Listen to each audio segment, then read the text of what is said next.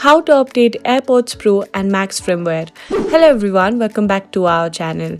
Today we have some exciting news for all AirPods Pro, AirPods Max and compatible Beats headphone users. Apple has rolled out an important firmware update version 4A400. This update brings some fantastic new feature. First up, you'll notice improved tracking capabilities in the Find My app. This means you can locate your AirPods much more effectively. Now, you might be wondering how to update your AirPods.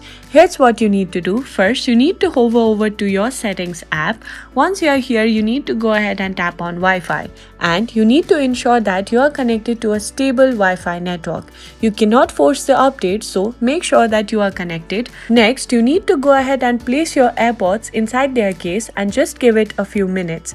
The update will happen automatically, so you need to just sit back and relax. Once it's done, you can verify the update by going to your iPhone settings and checking the firmware version.